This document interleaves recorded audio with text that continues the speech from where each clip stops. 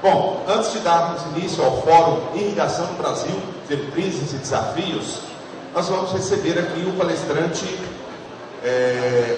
o senhor Guilherme Augusto Poraí, que é secretário nacional de Irrigação do Ministério da Integração Nacional. Primeiro ele vai fazer a palestra dele e depois a gente monta a mesa para o debate, para o Fórum Irrigação no Brasil, Diretrizes e Desafios.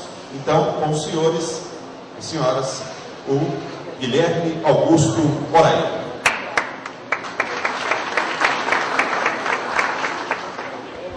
Agradecer a presença de todos aqui. Em volta teve no gabinete, eu lá em Brasília, exatamente para convidar para falar da importância da feira.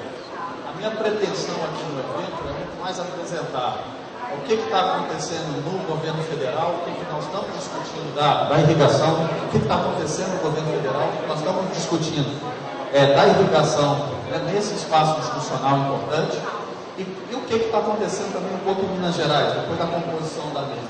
A apresentação ela é relativamente curta.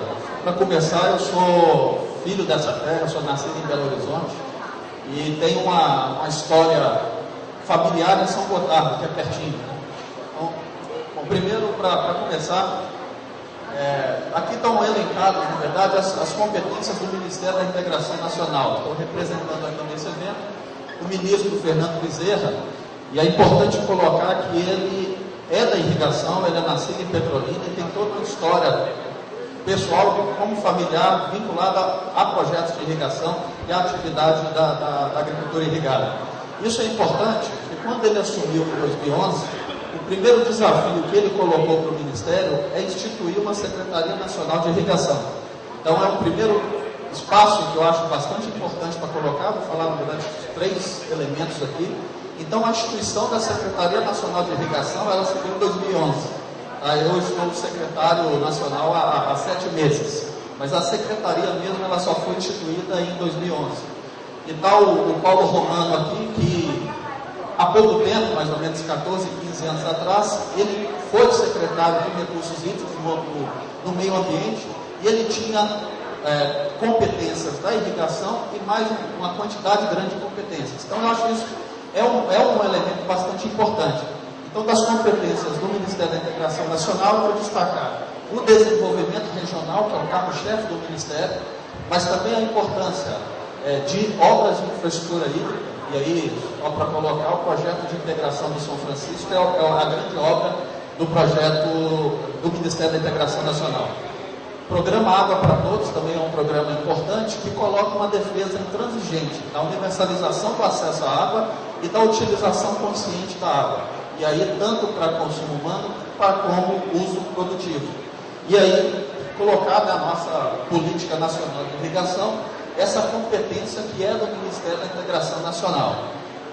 E aí, por mais que a competência seja a formulação e condução dessa política nacional de irrigação, ela é uma política, como nós sabemos, uma política complexa, uma política multissetorial.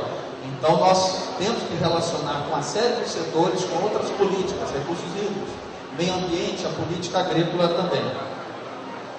Aqui só o organograma para mostrar a estrutura do Ministério, a Secretaria Nacional de Irrigação destacada ali, e as demais secretarias que compõem esse Ministério.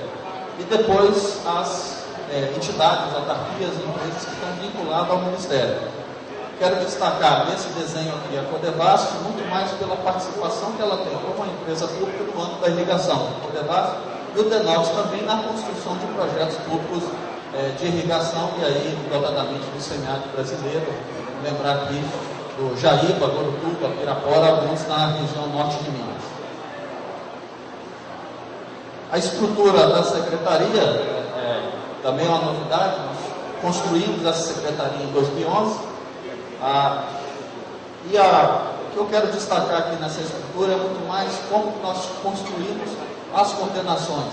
Então, ali claramente a gente coloca do lado direito uma coordenação de desenvolvimento de instrumentos, e aí como se desenvolver a política de agricultura irrigada, e uma outra parte de negócios da agricultura irrigada, que é gerar mesmo inteligência, estudos e projetos para a gente discutir para onde que vai essa política. Pedi licença, na verdade, para ler um relatório da FAO, que eu acho, ele apresenta alguns elementos que são importantes para uma discussão sobre por que produzir, por que gerar, por que produzir cada vez mais, por que sermos produtivos, por que sermos eficientes. A demanda por alimentos e as mudanças climáticas exigirão investimentos de 1,12 trilhão de dólares em irrigação agrícola e preservação de solos em países em desenvolvimento até 2050. A produção agrícola mundial foi multiplicada por 2,5 a 3 vezes nos últimos 50 anos, enquanto a área cultivada só cresceu 12%. Mais de 40% do aumento da produtividade agrícola ocorreu em áreas irrigadas, que dobraram de superfície.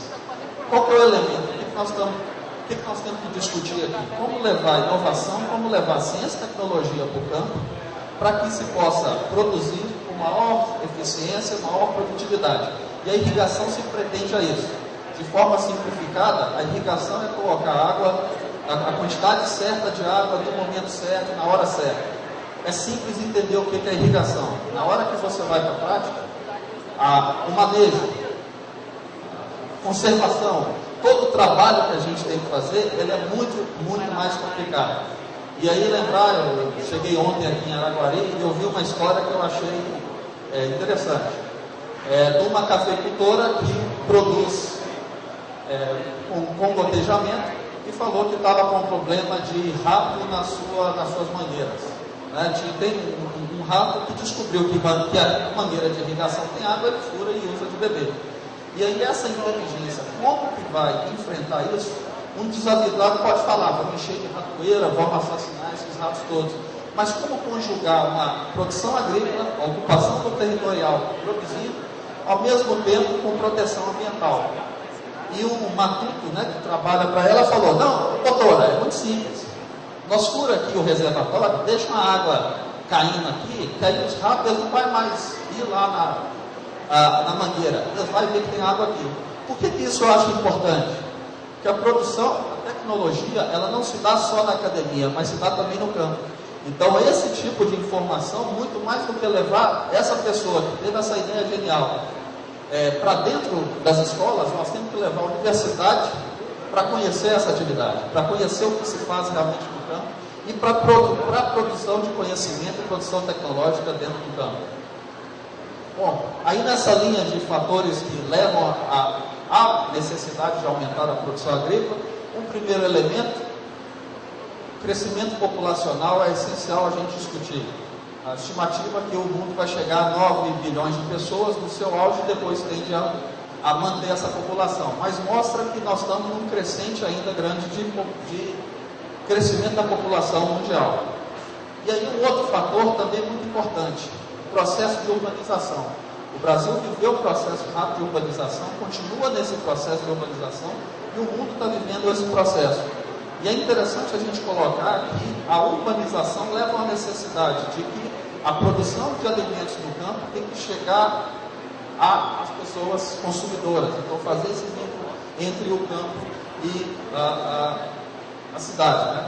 No Brasil, a estimativa é que chega a 216 milhões de brasileiros e o seu auge é estimado em 2030. Então, também mostra um crescimento da população. E um outro elemento que a gente coloca importante para discutir a qualidade da produção agrícola brasileira, que é o crescente poder aquisitivo.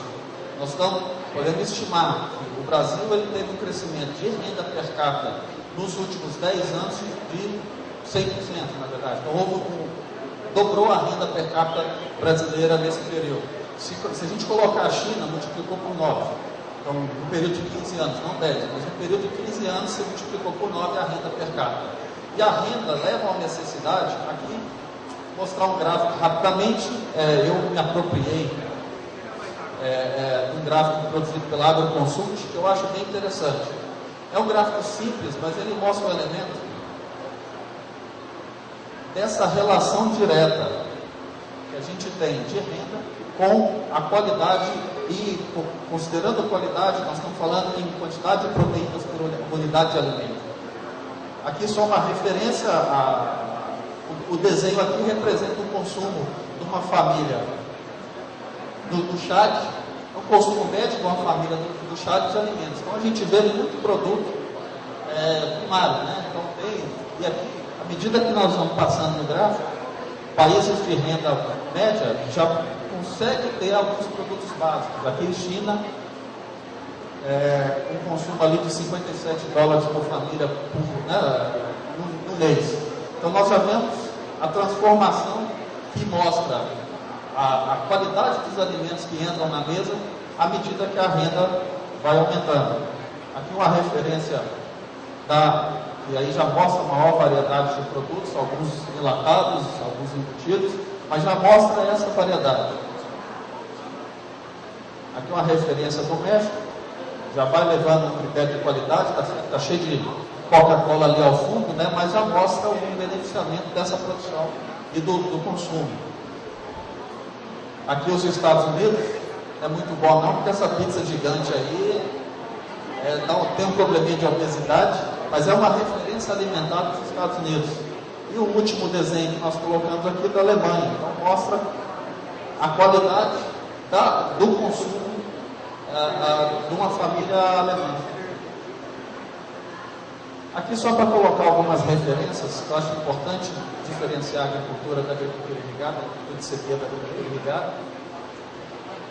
Essa estimativa é do mundo, tá? 18% da área cultivada do mundo para a agricultura advém da agricultura irrigada.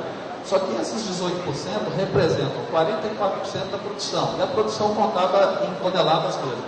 Se a gente analisar a renda, eleva mais ainda, chega a 52%. Então, metade da produção, em termos de valor do mundo, se dá apenas em 18% da área. Eu acho esse elemento muito importante, porque o Brasil ele fez uma opção política clara, mas também difícil de ser implementada, de fazer uma conjugação entre proteção ambiental e produção agropecuária. Como produzir cada vez mais, como produzir com mais qualidade, ao mesmo tempo ter uma proteção ambiental qualificada. Discussão essa que o Brasil é referência no mundo. Isso é bastante importante. Discutir com um holandês, por exemplo, reserva legal, ele sinceramente não sabe o que é isso, não entende esse elemento. E nós temos essa opção política de evoluir, de ter um sistema de meio ambiente, de ter um sistema de recursos hídricos robusto, que mantenha, que discuta a proteção ambiental. Aqui também só uma referência de alguns dados aqui da Agência Nacional de Águas sobre a disponibilidade de água. É essencial a gente discutir a irrigação sobre a base que nós temos de utilização produtiva do recurso de água na atividade. Então, 12% da água superficial, da água doce superficial do mundo está no Brasil. O que mostra, aqui pelas cores, a cor que está o Brasil é da situação das mais confortáveis do mundo. Ao mesmo tempo que a gente tem uma boa quantidade de água, nós temos que desmistificar uma série de discussões. E aqui é bom estar nesse evento, um fantasma, chamamos de fantasma da irrigação, que a irrigação consome 50% da água, chega a 50% da água do mundo. Agora, pera, se a irrigação ela usa água, a irrigação não é a primeira, ela é a terceira. Primeiro colocado vai o sol, e segundo colocado o oceano. O oceano também bebe muita água. Por que eu fiz essa brincadeira? Porque nós temos que discutir que a água não ela é um recurso, mas que ela está no contexto de fluxo. Então, o que importa no contexto de fluxo não é só a quantidade de água que está entrando, mas sim a quantidade e a qualidade da água que está saindo. Só colocar uma questão que eu vi no Rio Grande do Sul, que nós temos no saneamento uma produção agrícola de arroz que está fazendo testes sobre limpando a água de saneamento que vem das cidades. O que é isso? A cidade a gente coloca água e sai a esgoto. Na atividade agrícola, você pode colocar uma água suja e que no final do processo ela sai mais limpa. Eu acho que isso é bastante importante, que nós temos que envolver e discutir cada vez mais esses indicadores. Indicadores esses de qual a qualidade da água e o que é feita com a água no setor agrícola. A utilização produtiva da água, para nós, é do mesmo jeito que é colocado para o setor hidrelétrico. Ele também utiliza água, passa pelas turbinas dele, mas ele precisa ter reservatórios e ele precisa ter esse controle da água. Do mesmo jeito que nós temos que discutir também a evolução da universalização do acesso, mas também a utilização consciente dessa água para a produção agrícola. Aqui também só alguma referência. Esses dados, 4,5 milhões de hectares, são dados do Censo Agropecuário do IBGE de 2006, que é a área atual irrigada. E o potencial, e esse potencial aqui, relativamente desatualizado, ele é de 1999, eu acredito que ele é maior do que isso, mas ele mostra que ainda há muito espaço para crescer. Tem um referencial claro, sem avançar com biomas que já são protegidos. Então, o espaço que a gente tem, a disponibilidade de solo e a disponibilidade de água que temos, permite o crescimento potencial da irrigação. Em Minas Gerais, estimativas mais atualizadas são 525 mil hectares irrigados e que o potencial chegaria a 3 milhões de hectares. Aqui também só uma referência sobre a participação do setor privado e do setor público na agricultura irrigada. Nós temos ali 370 mil hectares, são áreas públicas, áreas essas que são vinculadas a um contexto de desenvolvimento regional. Então, ele é um investimento direto do governo na implantação do sistema de captação e distribuição dessa água, como no caso do perímetro Jaíba em Matias Cardoso e Jaíba. Mas é bom olhar esse referencial, que o protagonista da produção agrícola não é o setor público, é sempre o produtor rural. E é esse o norte que nós temos que seguir. E é o norte que o governo federal segue. Uma referência sobre as culturas irrigadas, aqui eu separei o café arábica do canéfora, né, só para mostrar a importância que o café tem para a produção agrícola brasileira. Né? Logicamente, cana-de-açúcar e o arroz são as duas culturas mais irrigadas, mas você já tem uma forte participação, uma participação das diversas outras culturas. E aqui mostra o tamanho que o café tem nesse contexto, nessa estimativa. O Brasil tem 4,5 milhões de hectares, os dados do IBGE de 2006. Bom, então qual que é, depois de levantar os condicionantes, por que discutir a produção agrícola, qual que é o desafio? Como internalizar a prática da agricultura irrigada? E aqui a prática tem também uma questão cultural. Levar a maior produtividade é levar também, não avançar mais em área. Alguns elementos são importantes. A irrigação, ela permite maior produtividade.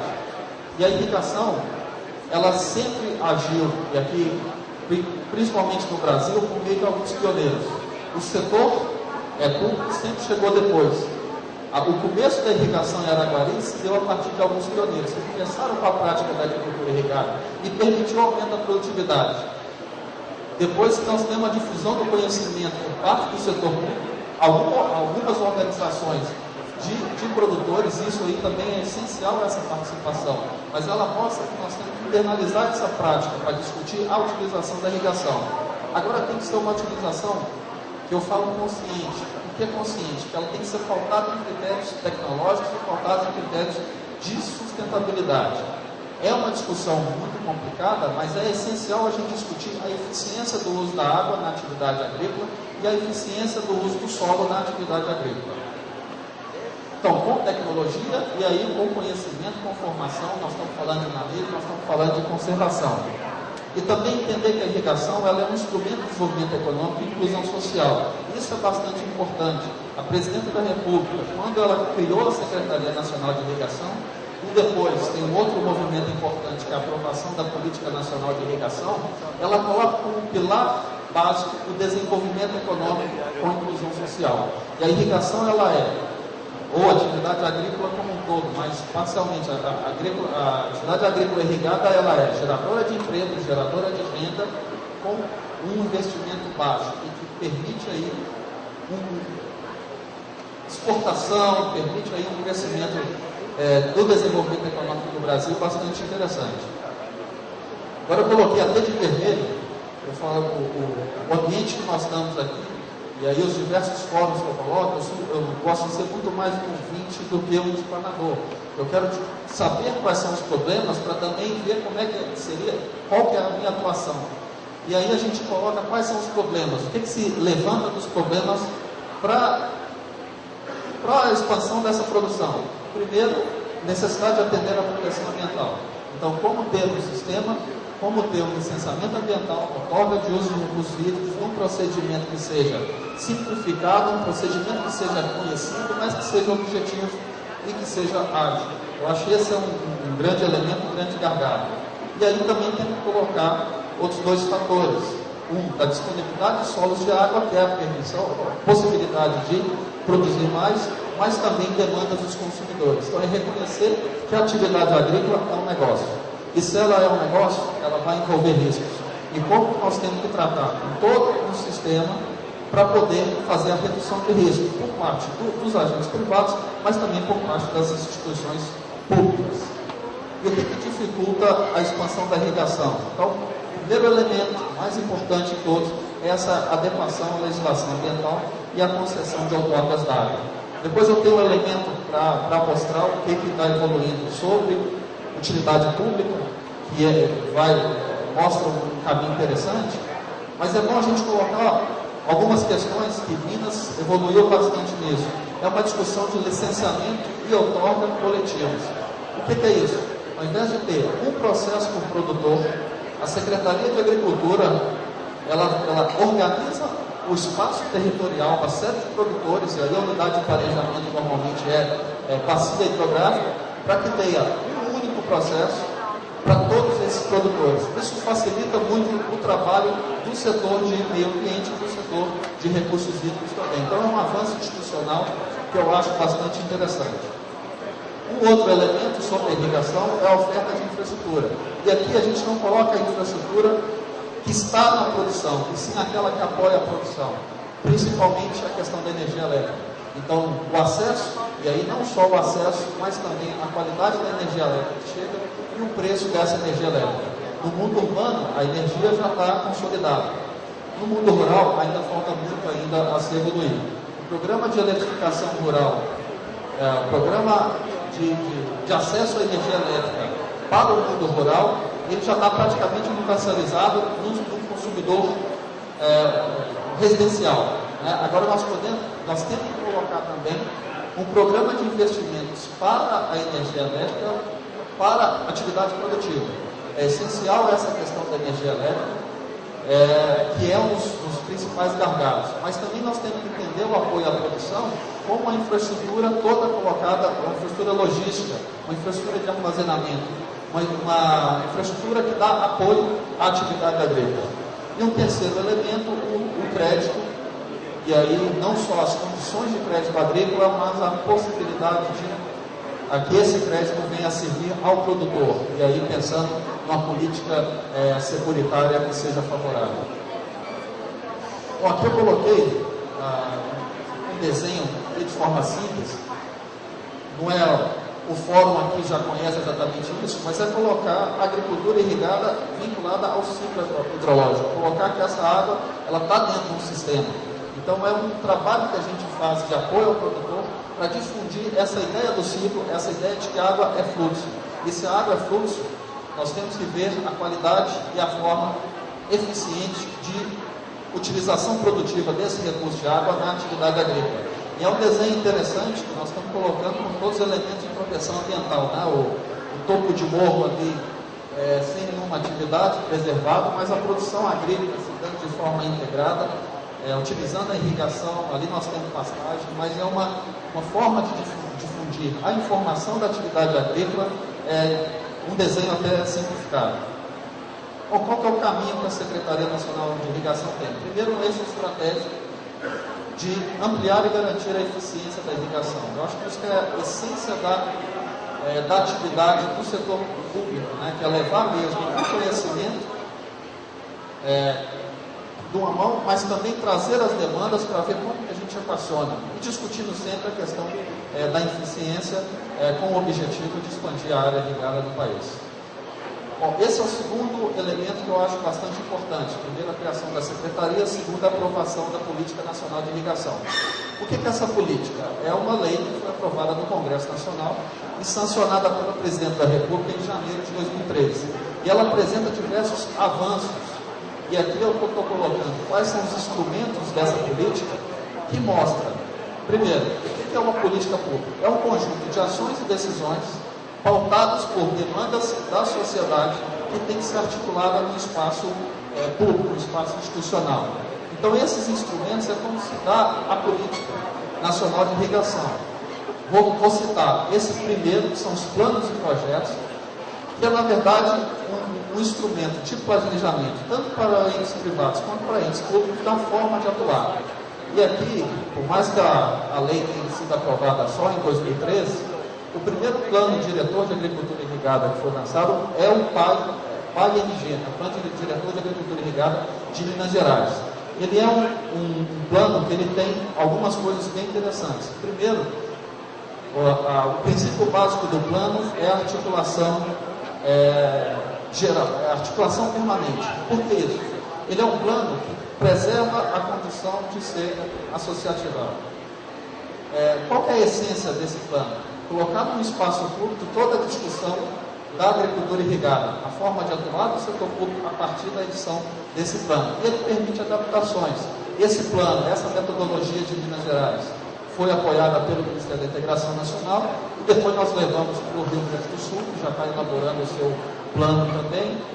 Vamos começar o Mato Grosso do Sul, o Ceará, Pernambuco. Então é uma metodologia testada, não vou me alongar, porque na verdade o Elmiro Nascimento estando aqui, o plano, eu sou apaixonado pelo plano, né, mas é méritos da Secretaria de Agricultura.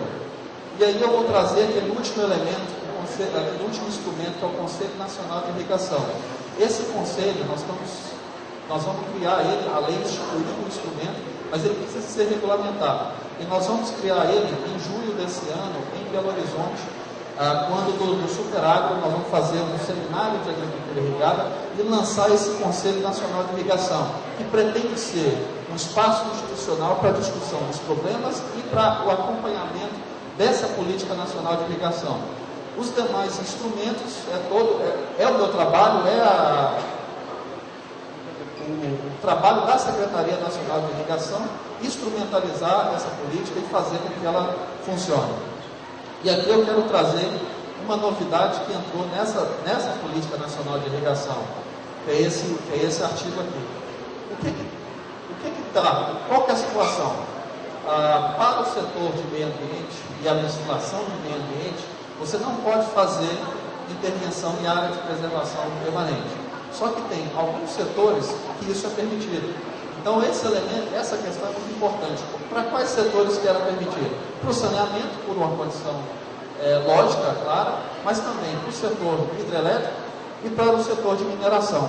A primeira pergunta que eu fiz quando eu cheguei na secretaria foi: por que mineração e não irrigação também? Nós não estamos competindo, mas a atividade de produção de alimentos, ela é essencial para o Brasil. E se ela é essencial, ela tem que ser tratada de forma essencial também. E o que nós colocamos? Primeiro, no Código Florestal. O Código Florestal, ele já permite, já abre a porteira para que a gente considere a irrigação de interesse social e utilidade pública. E nessa lei da Política Nacional de Irrigação, aprovada pelo Congresso, também tem esse fator. O que está escrito aqui?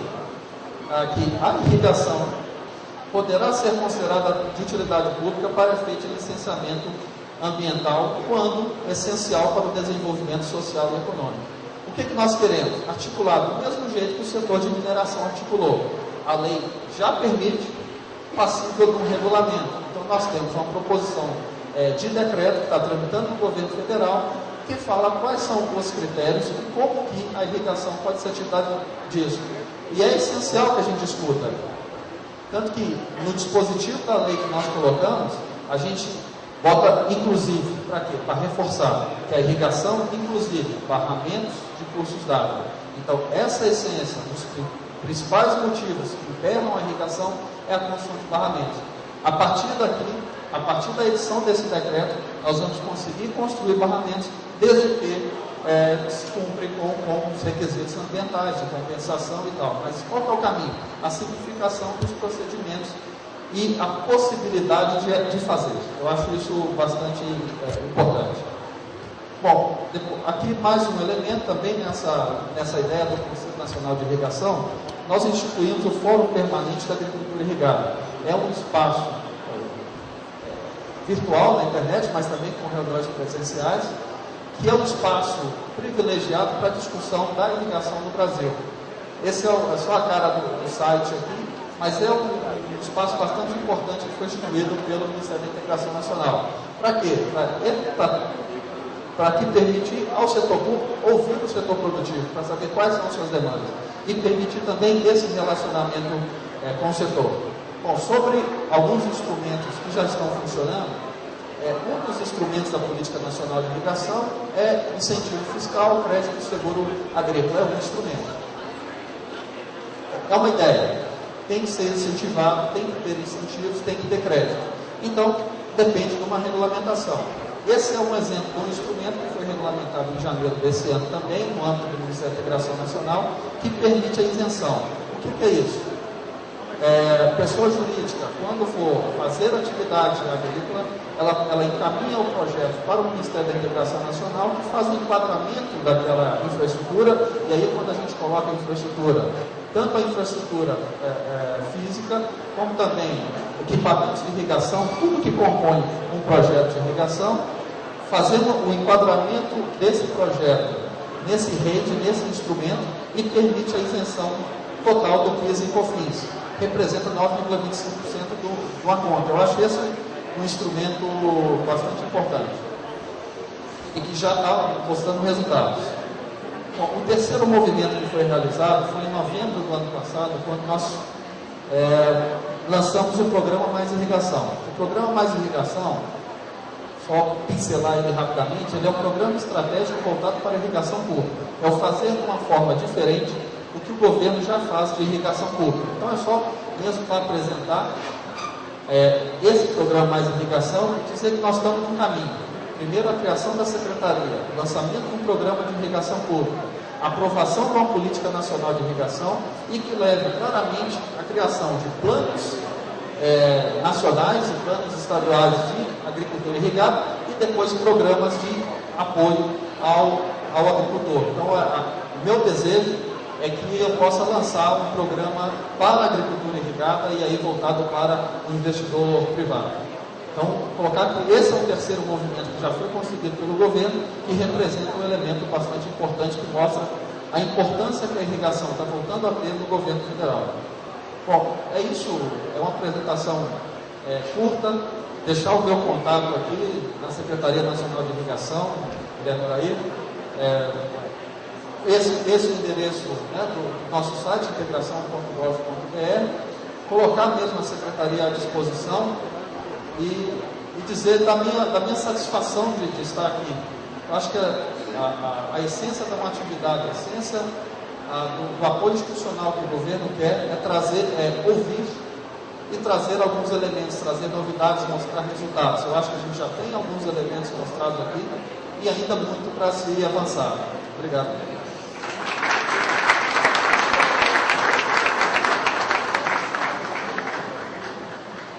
Bom, eu já queria pedir para o Guilherme permanecer aqui na mesa, pois agora a gente vai montar a mesa para o Fórum Irrigação no Brasil, né? Diretrizes e desafios, que é o tema da palestra do Guilherme. Então eu gostaria de convidar para compor a mesa aqui no Fórum o mediador desse debate, que é o professor Dr. André Luiz Teixeira Fernandes, da Uniub, e coordenador do Núcleo de Cafeicultura Irrigada do Consórcio Brasileiro de Pesquisa e Desenvolvimento do Café, Embrapa Café. Aí o professor André. Também os debatedores. Convido aqui o Elmiro Nascimento, que é o secretário de Agricultura, Pecuária e Abastecimento de Minas Gerais.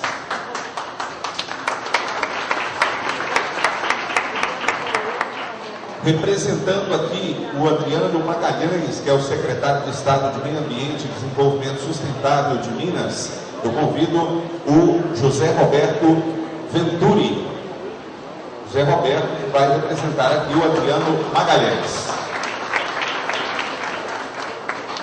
Gostaria de convidar também o Dr. Elvésio Matana Saturnino, que é o presidente da Associação Brasileira de Irrigação e Drenagem, ABID.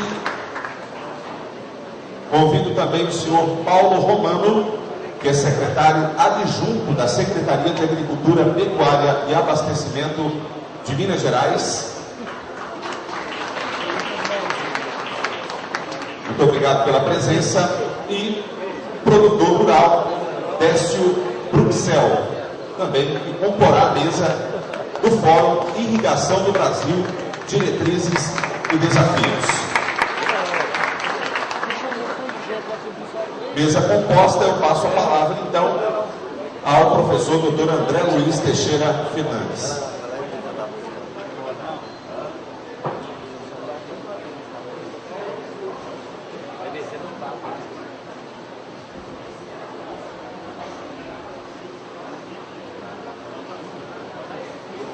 Boa tarde a todos.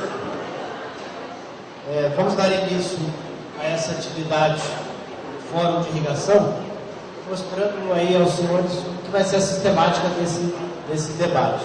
Então, a gente tem na mesa todas essas autoridades na área de irrigação, de cafeicultura, e antes de dar início às perguntas, a gente vai passar rapidamente para cada um da mesa para tecer seus comentários com relação ao uso da irrigação no Brasil, nas suas lavouras, pensando sempre naquilo que o Guilherme falou muito. Nós temos muita gente para alimentar. Na verdade, temos quanto? 7 bilhões. Na verdade, tem um reloginho aí, que dá para a gente perceber, se o pessoal colocar aí para nós, um reloginho interessante que fala de várias coisas aí, ó, população mundial, nascimentos, crescimento vegetativo, já estão mais de 7 bilhões, né? 7 bilhões, 45 e assim por diante. É um reloginho até para a gente ir percebendo que o nosso desafio é grande. Na área de irrigação de café, como o Guilherme já mostrou, nós estamos quase 270 mil hectares irrigados. Nesses 270 mil, que representa um pouco mais de 10%, praticamente um quarto da produção, quase um terço da produção nacional vem dessa área irrigada. Então, o que a gente gostaria de discutir aqui, contando com a colaboração de todos vocês, são essas dificuldades que cada estado produtor tem. Então, usem esse pessoal todo da mesa, as experiências, para que vocês tirem as suas dúvidas, manifestem suas dificuldades, para que a gente saia daqui, a ideia do Rivaldo, um documento formal para tentar de alguma forma melhorar para o produtor rural, que é o motivo desse evento. Então vamos passar a palavra de lá para cá. Então o Décio vai começar a falar, e depois, quando chegar aqui no último, a gente começa a abrir o microfone para que vocês façam seus comentários. Então, antes de passar a palavra para o Décio, só falar que os comentários podem ser feitos tanto no microfone, que as meninas vão estar passando aí, como por escrito. Se alguém quiser passar por escrito, a gente vai fazer a triagem aqui na frente e passar para os palestrantes, para os mediadores. Então, sempre que for fazer a pergunta, identifiquem da onde que vocês são e para quem vai a pergunta de cada um de vocês. Então, Décio, por favor. Boa tarde a todos. Meu nome é Décio Bruxel, sou produtor de café e várias outras culturas. Componentes da mesa, particular amiga minha, não lhe tenho cumprimento. A gente fica muito feliz ver um seminário desses, uma feira. O Rivaldo, parabéns à sua associação, a todos os associados da área. Em contrapartida, também vendo um jovem, que nem o Guilherme, falar. Durante o almoço, nós estávamos sentados junto com o Félix, que falou da Ana, e o Guilherme, seu xará, estava lá na mesa, fez a pergunta: o doutor, você acha que quanto tempo a sociedade brasileira vai ver com esses olhos o produtor sobre meio ambiente, e quando é que vai acontecer essa mudança? Ele falou, Paulo Romareiro Miro, às vezes a nossa geração não, talvez devemos sofrer mais alguma geração, mas eu tenho certeza que a sua colocação, Guilherme, você vai ser a outra geração, você vai ter uma geração a mais que a minha, em todo caso, e isso que nos conforta um pouco ainda. nós que somos produtores, a gente vai ter que ser rápido, né, o presidente da mesa. Pois é, sobre a irrigação, qual é a minha opinião? Eu falo brincando, mas é sério, eu sou católico, mas eu acho que a 8ª maravilha do mundo tinha que sido eleita a irrigação, porque os números mostram isso, né, doutor Guilherme? Qual a porcentagem que nós estamos irrigando e qual a porcentagem que isso representa? Nós enfrentamos uma série de problemas. O como expandir, o Guilherme falou muito bem. Nós temos tudo como expandir. Nós, crédito nós estamos tendo, nós temos financiamentos, quem estiver com a vida mais ou menos em dia está conseguindo crédito. Crédito não é o problema. Consumidor, vocês estão aqui, nós estamos aqui. Nós somos bons produtores e sabemos utilizar a água. E sempre frisando que nós passaremos a ser um produtor de água e não um consumidor. O seu modelo que você mostrou aí, o ciclo hidrológico mostra isso. Mas então o que falta para nós? Falta justamente sair daqui, secretários e vocês que entendem, sair daqui de dentro dessas 4 paredes que nós falamos. Aqui é discutido, todo mundo sabe, entende qual é o problema, doutor Guilherme, mas eles não são resolvidos. Eu fiquei, sinceramente, pensei, um rapaz novo, mas quantas ideias, ainda mais com o advindo da Lei 12.787, que foi pouco comentado hoje, você primeiro falou, quer dizer, é o desejo da nossa presidenta. Só para vocês terem uma ideia, o que tem que ser feito, Guilherme? Quando você faz o projeto de irrigação, são várias coisas que têm que ser feitas. Em primeiro lugar, quando você apresenta o projeto de irrigação, ele é feito por um técnico ou por um escritório habilitado. Ele já atende todas as necessidades. Aí vai para análise. Mas, paralelamente a isso, nós temos que ver os fatores principais. Quais é que são? Água e energia. Nós temos que partir para a outorga. Nós temos que partir para ver se tem energia. A CEMIG hoje tem 720 dias, mais ou menos 500 e tantos dias, para que, se ela conceder, para ela estar disponível. Então, como é um produtor, vai esperar a aprovação da SUPRAM, a aprovação da outorga e a aprovação da licença ambiental, e depois partir. Então, eu acho que nós devemos pensar, e nós devemos fazer uma maneira, secretário, que essas coisas andem juntas, porque são vários órgãos, aqui em Minas, em Gama, a ANA, e eu quero aqui deixar realmente meus cumprimentos também ao nosso, que representou o presidente, ao seu Félix, pela belíssima apresentação, né? Dizendo que a agricultura irrigada é sim um meio e é sim um aliado na preservação do meio ambiente. Eu acho que isso é muito importante, que nós tenhamos esses problemas que nós enfrentamos, que caminham juntos na solução deles.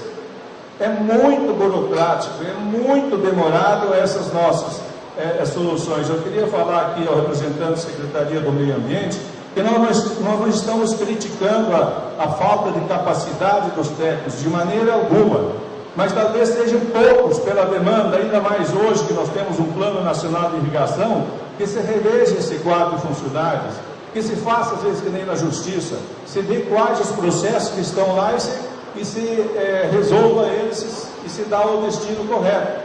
Porque o que acontece, vocês têm a experiência disso, dificilmente um projeto é negado depois de irrigação. No final das contas, ele é aprovado, o secretário, ele é aprovado, mas tem essa demora. Aí alguém me fez a pergunta antes, então por que não tem tanto que utiliza irrigação pequena? Ele às vezes já nem começa que desiste, já sabe saber que vai ser um problema burocrático demais e nós não temos como evoluir, ele nem começa a fazer irrigação.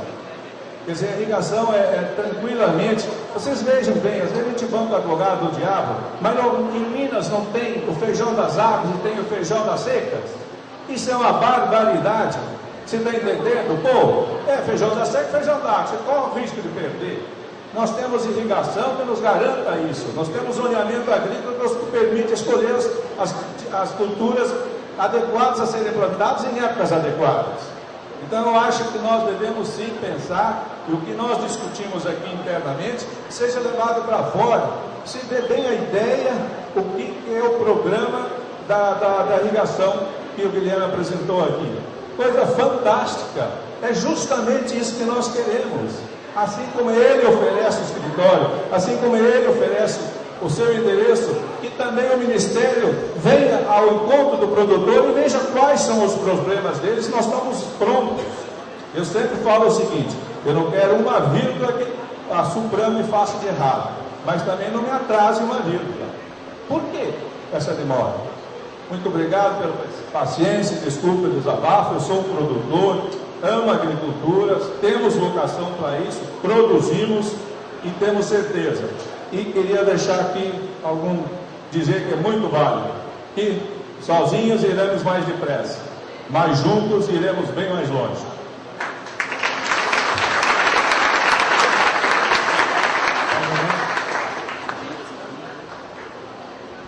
Paulo Mano, por favor. Boa tarde. Obrigado. Bem, o secretário Emílio me incumbiu de cuidar do assunto específico que nós estamos tratando aqui, e ele foi tratado dentro do Plano Mineiro de Desenvolvimento Integrado como parte, como um projeto estratégico que chama Irriga Minas, que é o mesmo plano diretor de agricultura irrigada que o Guilherme já mencionou aqui. E eu vou resumir, só para dar um pouquinho assim, uma noção que seja a questão conceitual que nós valorizamos nisso aí. Primeiro, esse plano está dentro de um contexto de uma rede que é a forma que o governo determina que trabalhemos. E aí eu pego a palavra final do décimo, esse juntos iremos mais longe. Essa é a postura dada pelo governo do Estado quando fala, precisamos trabalhar em rede. Não importa se verticalmente, se horizontalmente, público, privado, federal, estadual, municipal. Nesse contexto, o plano diretor, que teve na sua origem apoio integral do Ministério da Integração, alocando diretamente a equipe, nem repassou recursos. Nós tratamos de definir quais que eram as bases que nós entendíamos como plano. Porque geralmente quando fala tem um plano de irrigação, vai pensar logo um plano de obras. Nós de longe passamos por isso aí, de longe. Nós entendemos que no caso de Minas Gerais, no estado de nascente de água, no estado de montante de bacias, nós precisamos levar as condições ao produtor onde ele está. O pessoal da área mineral usa muito um termo que é rigidez locacional, para dizer, eu tenho que fazer buraco, eu tenho que arrebentar aqui, porque a minha mina está aqui. Para o caso da irrigação é a mesma coisa.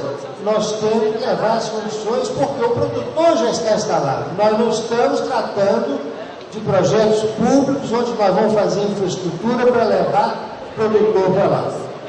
E isso, obviamente, torna mais complexo, porque vem toda a questão, por exemplo, da infraestrutura, né, que já foi dito aqui, porque muitas vezes você tem a ilusão de que a energia já atende a milhares de produtores. Sim, não. É atendido no programa Luz para Todos, não energia, quando você precisa de uma qualidade e uma quantidade maior de energia. Bom, isso é só para dizer o seguinte, o plano então está abordando de maneira integrada esse aspecto e ele estabelece como metodologicamente uma coisa assim, essencial, que são os territórios de irrigação. Nós estamos cuidando de atalhar caminho para cuidar de áreas onde você tem usuários de água, não apenas usuários de água para irrigação, para discutir de uma vez todo o contexto que tenha numa subbacia, não podemos falar em bacia muito grande. Por exemplo, estamos desenvolvendo a metodologia A Secretaria da Agricultura iniciou o trabalho com o apoio do Ministério e hoje a Secretaria do Meio Ambiente trabalha exatamente nivelada conosco, com gente, técnicos dela na equipe, e aqui na bacia do Araguari, mais precisamente próximo do Uberaba, bacia do Rio Claro, mais ou menos 100 mil hectares, né, total, nós estamos fechando a metodologia e já nivelados com a Secretaria do Meio Ambiente, vamos discutir, levar esse assunto para dentro. Já falamos com a Coordenação Estadual de Meio Ambiente do Ministério Público. Ontem, inclusive, tivemos com o doutor Alceu, que já foi o Procurador-Geral do Ministério do Estado, exatamente para dizer, por que não irriga uma das questões que nós dizemos assim, é possível com alguma abordagem diferente para situações diferentes, porque as situações não são todas iguais. Então, nós estamos começando o trabalho por área de conflito, que é aí o caso concreto dessa bacia do Rio Claro. E aí é para chegar a um planejamento onde serão dispensados os tradicionais EIA-RIMAs, né? Não que informações de EIA-RIMA não sejam importantes, mas elas já existem, não precisa ficar repetindo. A Secretaria do Meio Ambiente entendeu, nós vamos pegar as informações que nós já temos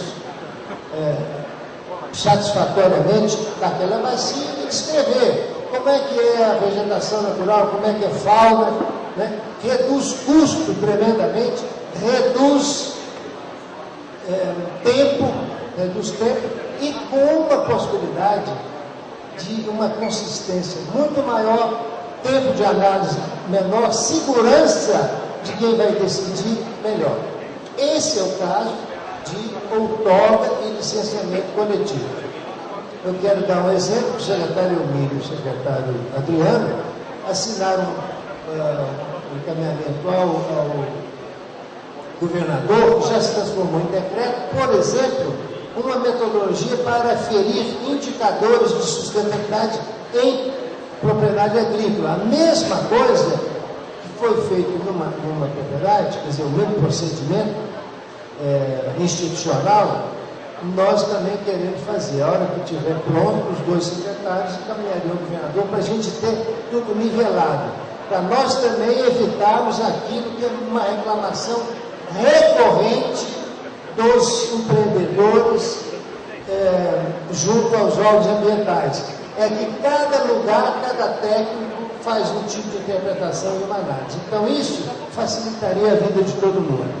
Agora, eu queria fazer aqui uma consideração que tem um conteúdo político muito forte e que, obviamente, para Minas Gerais, mais forte ainda. É o fato de que fala-se muito hoje do impacto federativo.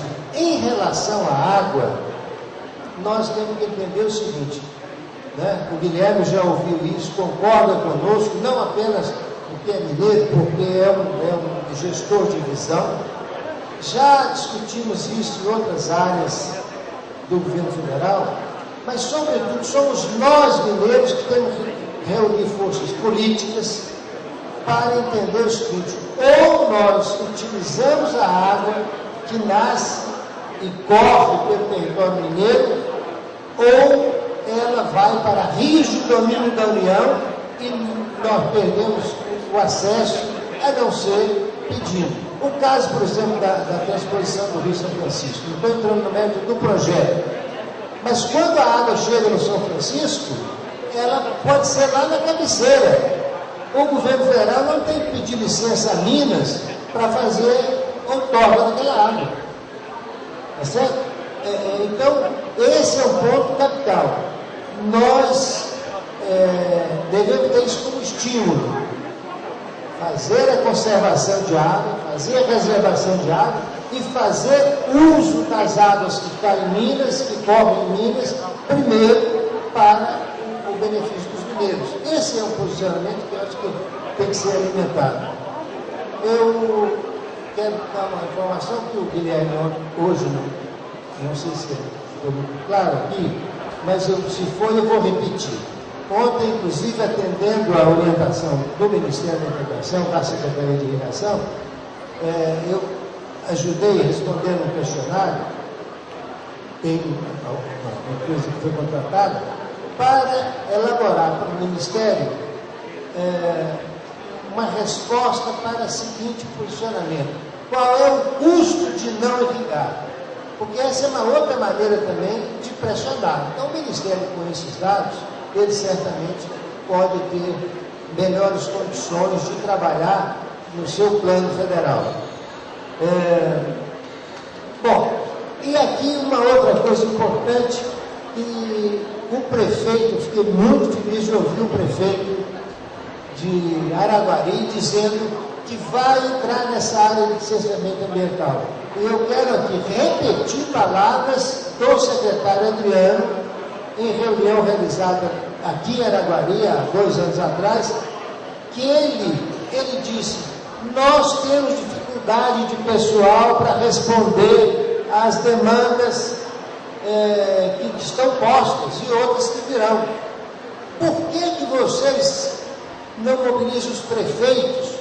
Nós treinaremos as equipes dos prefeitos e o município pode fazer licenciamento ambiental. O que o município não poderia fazer é outorga, porque a outorga, a área de domínio do Estado, o Estado não delegaria a cada município para fazer.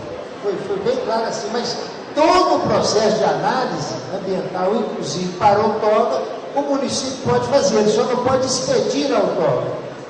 O secretário continua insistindo que esse é o caminho. Então eu digo, vamos ver, vamos chegar, fazer consórcio de município, ou município que tem uma capacidade maior, estimular que eles mesmo organizem essas equipes, e no que couber a nós na agricultura, junto com a Secretaria do Meio Ambiente, podemos ajudar a fazer o treinamento para essas novas metodologias que estão sendo feitas para encurtar caminho. Obrigado.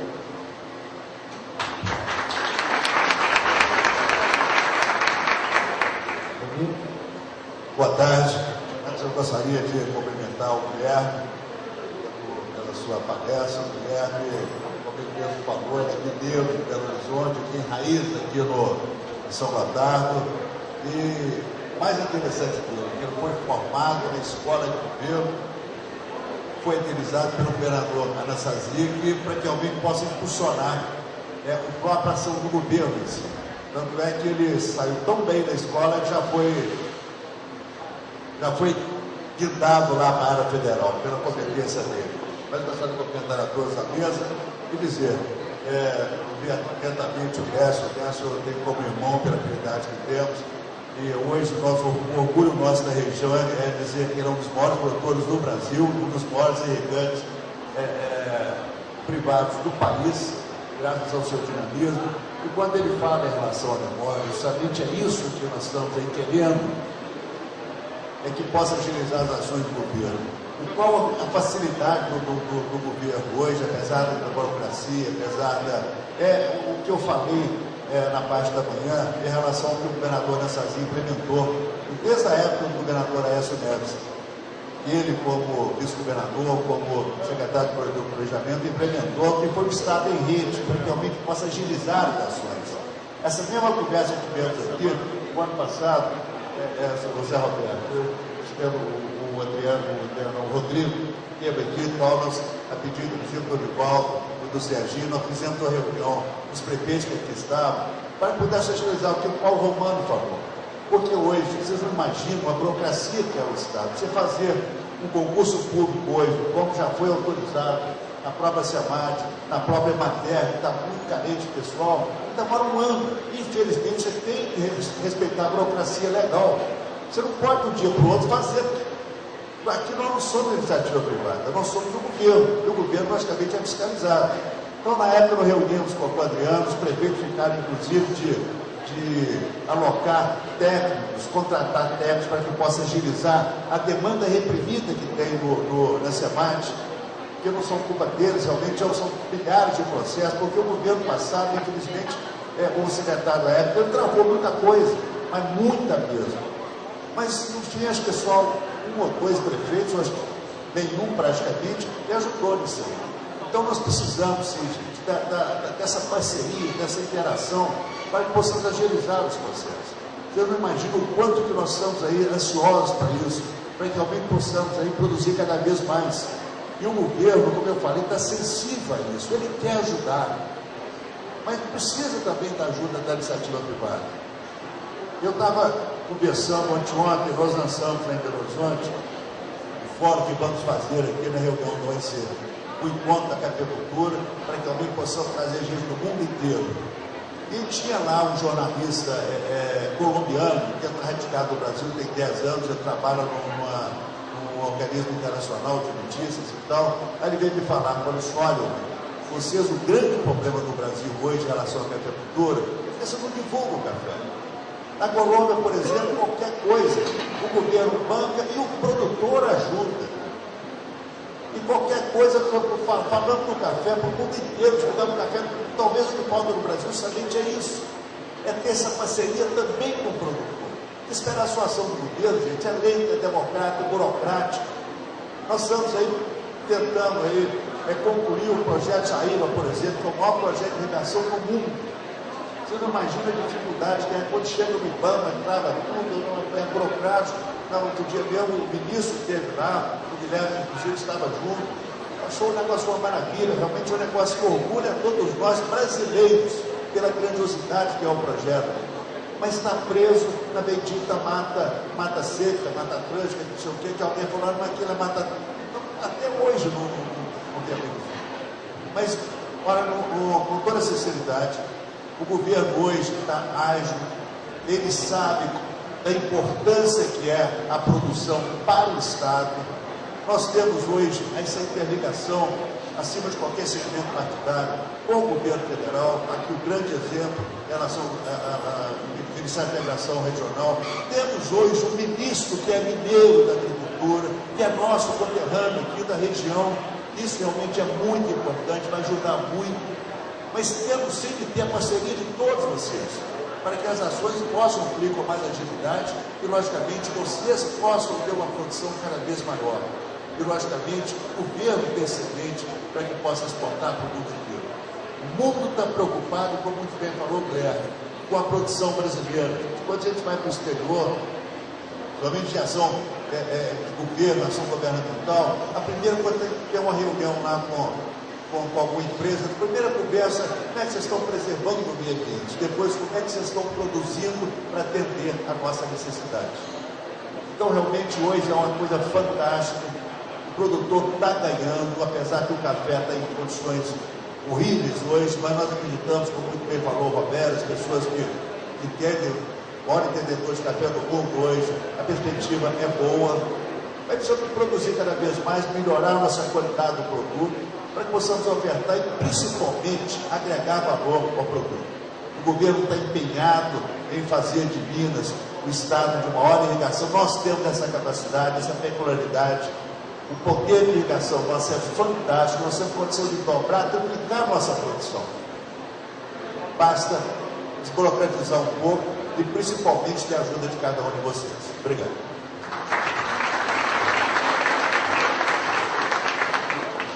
Agora o resto, presidente David.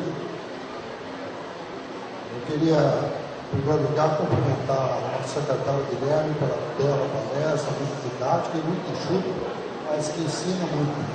Eu queria cumprimentar todos os companheiros, o secretário, o Romano, o Décio, e parceria sempre importante aqui de Araguari, certo? Eu queria também, o envolvimento da Associação Brasileira de Irrigação e Drenagem é muito interessante, porque é um trabalho que foi feito uma retomada para que o Brasil tivesse um posicionamento em relação à grande vantagem comparativa que tem perante todo mundo pelas condições edafoclimáticas e pela condição de ter mais de 12% da água, vamos dizer assim, disponível aí no mundo de água doce.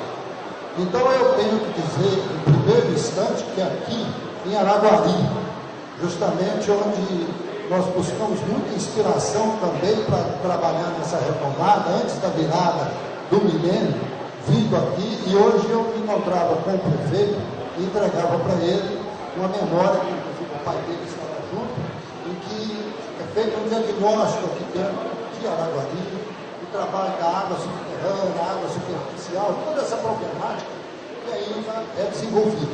E naquela época nós já discutimos que nós tínhamos que reverter essa cultura da agricultura de sequeiro.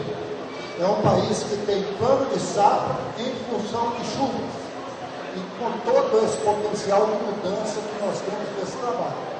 Então aí era uma primeira medida que a gente vendo a evolução, vendo a palestra, vendo o trabalho que está sendo desenvolvido, vem uma nova mensagem, apesar de sabermos que nós continuamos ainda com os planos de safra, em função de chuva, mas que nós temos aí que reverter, e essa reversão está vindo, está acontecendo, é mais do que auspicioso quando o secretário nacional de irrigação vem aqui e nos traz essas informações.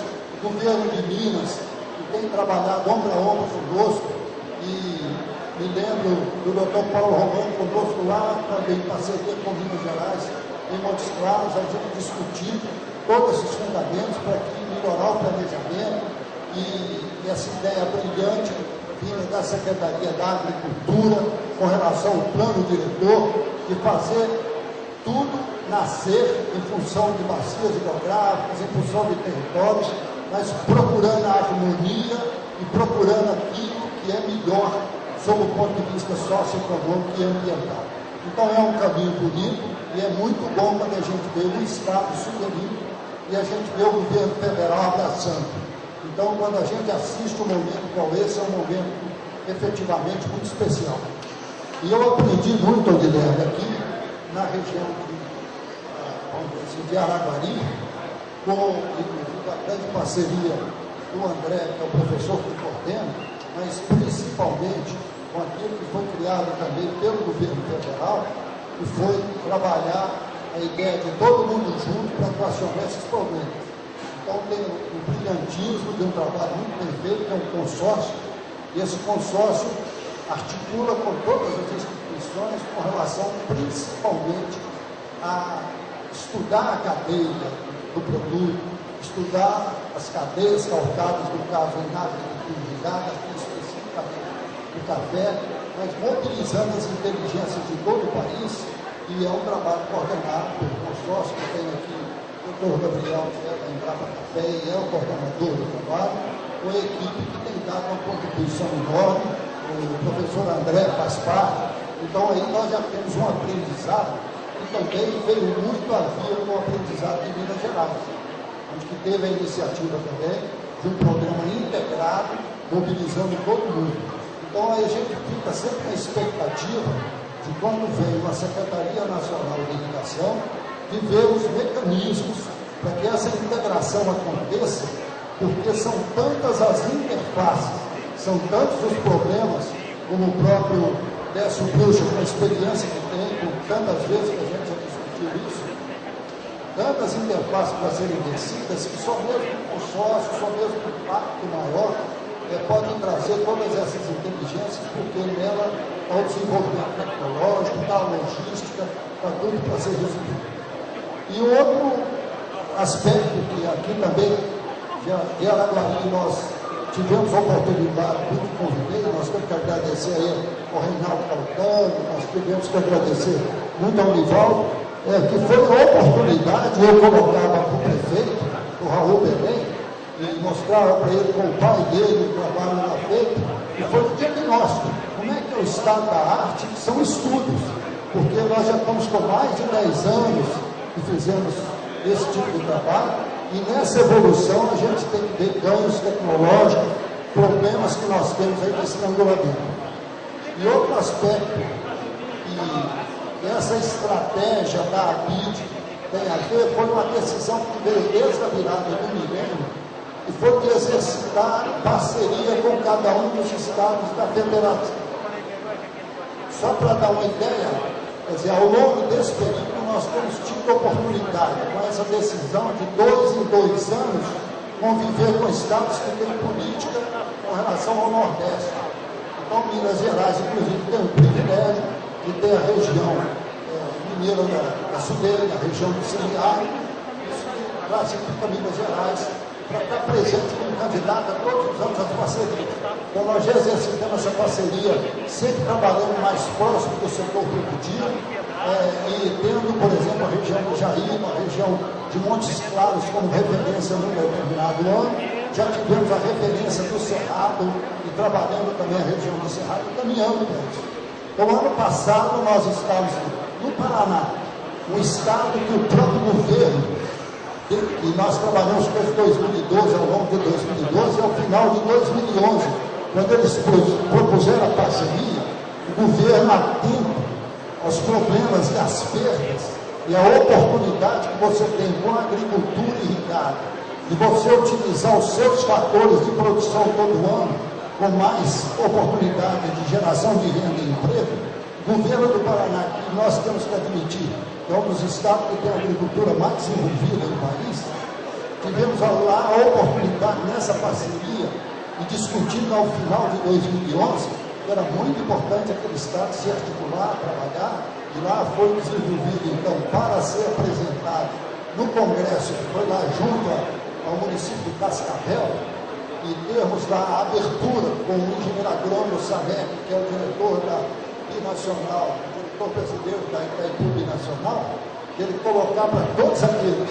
Nós estamos aqui com a energia, que é um grande problema que o secretário tem, que tem que ter muita parceria para proporcionar, que é a distribuição, que é chegar a energia de qualidade, que é chegar a energia em quantidade que você precisa, que é de você ter também outras alternativas de energia que se viabilizem para o produtor, que é o problema de você ter aspectos, inclusive, tarifários, que foram discutidos muitos projetos de lei, que ficou 17 anos no Congresso Nacional. Nos últimos anos foram feitas 8 audiências públicas, nós participamos de várias delas, em que o assunto da energia foi discutido, foi colocado no projeto, e dentro do projeto aprovado no Congresso, mas na hora que chegou para ser sancionado, a nossa presidente vetou muitos dos artigos que estavam voltados para beneficiar os produtores com relação à tarifa de energia, maior utilização da energia em momentos que não há utilização do setor urbano e industrial. Então é outro aspecto desse debate, Guilherme, que a gente gostaria muito de ver como é que está essa estratégia, e nós temos que estar todos juntos nessas regulamentações, para a gente recuperar mecanismos que possam favorecer. O outro aspecto, já colocado, esse aspecto dentro do outro desafio, mas que nós temos modelos funcionando, e eu vou trazer muitos modelos aqui, como o café. Esse trabalho é você juntar forças através de consórcios, através de trabalhos já com modelos bem exercitados, e que são atrativos para que todo o pessoal da ciência e os pesquisadores juntem forças nessa empreitada. Dessa forma, usando a experiência que nós adquirimos e o aprendizado que adquirimos muito aqui ao longo desse tempo, eu queria só dizer que nessa parceria que nós tivemos e com esses conhecimentos tivemos com o Paraná, verificamos o Paraná já engajado com um novo trabalho de política em favor da agricultura irrigada, não tinha isso em suas políticas, e foi discutir os ganhos do próprio engenheiro agrônomo da Itaipu Binacional, Samek, falou: nós estamos dando ganhos na agricultura de 2, 3% ao ano. Eu queria só dizer para vocês, com a experiência dele, a bagagem, que eles têm que gerenciar recursos hídricos, que é uma das maiores empresas do mundo ali, e dizer, com a agricultura irrigada, as nossas oportunidades são de mais do que dobrar a nossa produção. Então, são essas mensagens que nós temos que fazer calar profundo e sabermos com ela. Resolvemos todos esses problemas que nós temos, que são muito bem colocados, já muito bem enfatizados, e eu os vejo sendo resolvidos também com esses problemas que juntam todas as nossas inteligências. Esse é o que nós já aprendemos aqui na Feira do Café. Com isso, eu agradeço a todos e cumprimento por essa oportunidade.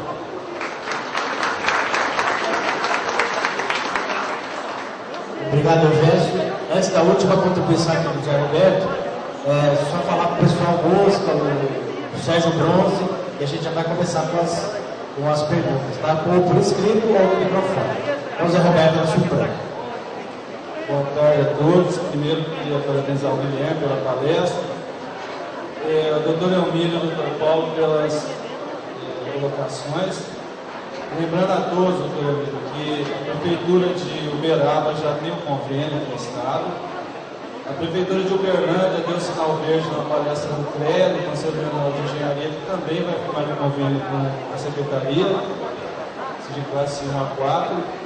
E hoje o prefeito de Araguari deu a boa notícia também que está com a intenção de firmar esse compromisso que, para mim, em nome da Secretaria, é a solução que o doutor Décio busca, certo, doutor Décio?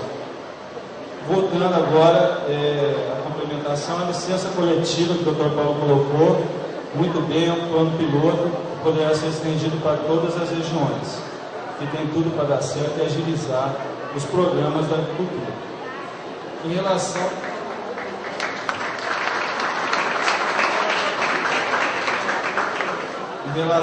a hoje, atualmente, senhor Décio, a questão, a SUPRAM, Superintendência Regional de Regularização Ambiental, ela é integrada, então o licenciamento é único. O IEF, o IGAM e o FEAM, junto com a jurídica, o parecer é único dentro da SUPRAM. Autorizações ambientais de funcionamento, classe 1 e 2, outorgas, SUPRAM e núcleo, questão de reserva legal e as intervenções. Não passíveis de licenciamento, atividades não passíveis de licenciamento, segundo a DN 74 de 2004, CODEMA, onde tem conselho deliberativo na prefeitura, as intervenções são do CODEMA na área urbana. Outorga Estado. Então a demanda é muito grande. Questão hoje do que está sendo feito na SUPRAM. Conversei com o superintendente, o Dr. Rodrigo Angelis, que cumprimentou a todos, e a Federação dos Cafeicultores conversou, esteve em Belo Horizonte, conversou com o Dr. Adriano Magalhães, levou uma listagem de outorgas e o superintendente já está montando um plano de ação para que seja cumprido essa solicitação de agilidade desses processos. Segundo, a SUPRAM reestruturou a equipe para a questão das outorgas, para colocar os técnicos. Hoje nós estamos com 6 efetivos e 5 contratos. O Estado vai realizar o concurso, a previsão esse ano, no máximo no começo do ano que vem, seja realizado o concurso. Então a SUPRAM reestruturou o quadro para que seja dado maior agilidade nas outorgas. O que o doutor Elmílio falou é certo. Nós estamos fazendo o corpo técnico é o melhor que existe aqui na região. Certo? Treinamento, o que acontece? Muitos contratos saem e são dados novos treinamentos, devido à capacitação técnica da equipe.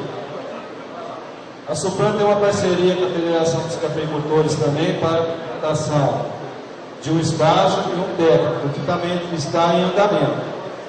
Então, agora, com essas colocações eu finalizo, estou à disposição e espero que atenda aos produtores dentro do possível.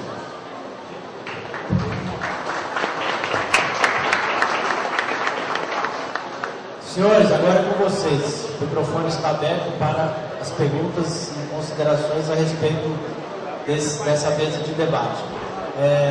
Por favor, se identifiquem e direcionem para quem da mesa vocês querem fazer pergunta. Moça, você. Parabéns a todos da mesa pela brilhante explanação. Eu vou tentar intermediar uma pergunta aqui, André, do Sr. José Carlos Vilas Boas. Ele está perguntando para o Guilherme, para que você faça um comentário, Guilherme, que dentro desse Plano Nacional de Irrigação há o plano do barramento. E esse barramento, há necessidade de você intervir na APP. Como que ficaria isso dentro da burocracia que a gente sabe do Código Florestal?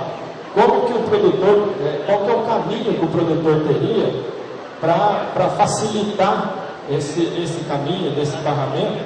E ele também reclama que a outorga demora demais para sair. Às vezes chega e coloca o processo de outorga lá e fica 2, 3 anos, e muitas vezes, até pelo problema que foi citado pelo Décio, por falta de funcionário, né, Décio? Então, se você pudesse comentar para ele aí, obrigado. É isso, Zé Carlos? Obrigado.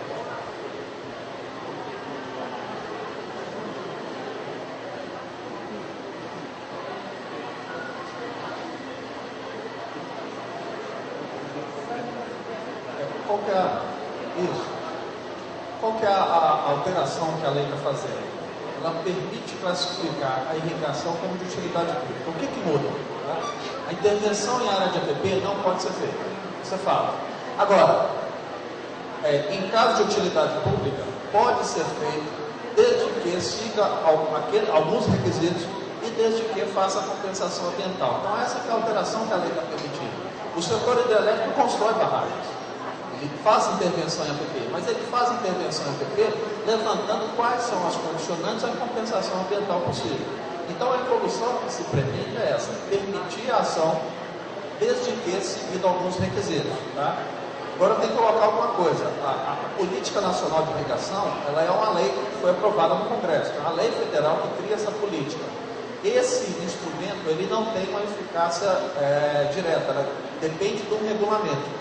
O que o regulamento vai fazer? O regulamento é um decreto da Presidência da República que vai falar quais que são os requisitos, como que se procede a isso e como que se vai se dar essa compensação, quais são os requisitos para isso. Então, esse decreto ele ainda depende de aprovação. Nós temos uma proposta tramitada, o governo de Minas conhece e participou da elaboração dessa proposta, no sentido de ter o decreto o mais rápido possível. Tendo o decreto, esse elemento já está acertado. Quando o produtor levar o processo para o setor de meio ambiente, né, para o ente responsável pelo licenciamento ambiental, ele já vai conseguir, baseado numa lei federal, baseado num decreto da Presidência da República, mostrar que ele está atendendo aqueles requisitos. Tá? Então, ainda é um avanço institucional que depende ainda de regulamentação. Sobre a outorga, eu acho que fica difícil eu falar aqui, mas pelo sistema de recursos hídricos, ele é de responsabilidade do Ministério do Meio Ambiente, de responsabilidade da Agência Nacional de Águas. Né? Então, eu não tenho como dizer sobre o tempo, as possibilidades nossas de discutir o tempo. O que a política de irrigação coloca? Ela reforça a necessidade de ter outorga. E o processo, a discussão que a gente tem, é de ter um processo que seja mais ágil, a melhoria dos procedimentos e ter mesmo procedimentos simplificados, um procedimento que seja mais objetivo, um procedimento que seja mais fácil de análise. E uma postura que a gente vem discutindo são avanços institucionais para levar alguns elementos. Minas avançou muito na outorga coletiva. Então é uma participação aqui que a Secretaria de Agricultura de Minas Gerais faz para organizar os produtores, mas eu acho que isso tinha que ser de mão dupla.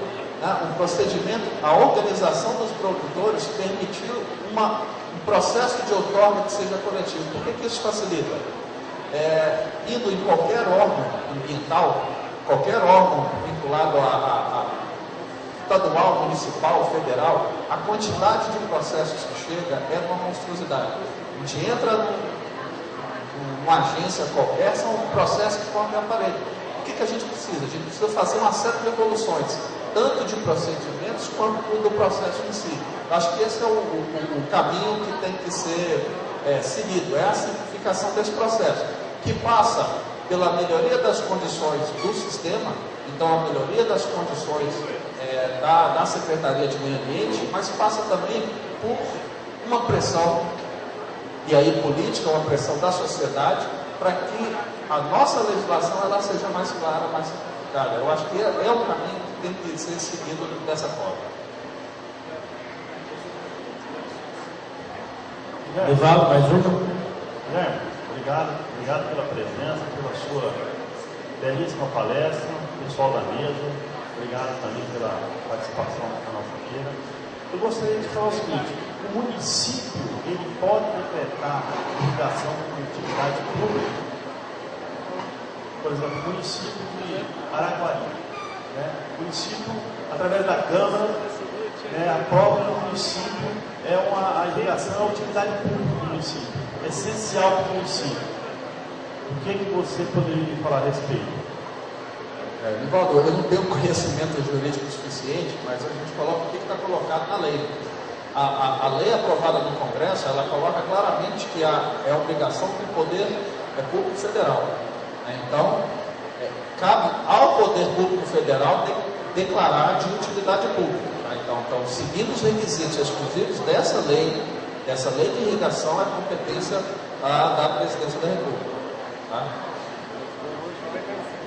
Aí o que tem uma inovação interessante? Aí eu estou olhando o requisito exclusivo dessa lei. É difícil, eu não sou um entendedor jurídico suficiente, mas no âmbito do Código Florestal, nós também temos um procedimento que permite a declaração do poder público de utilidade pública, interesse social e também a regulamentação do que significa baixo impacto ambiental. Então, no âmbito do Código Florestal, a atribuição pode ser dada tanto para o governo do Estado quanto para o governo federal. Então, essas duas instâncias são competentes se a gente olhar exclusivamente a legislação do Código Florestal. Então, o caminho é esse. Eu desconheço se tenha uma outra legislação, mas apoiando numa lei federal que existe, essas duas levam a esses dois caminhos, salvo um terceiro conhecido.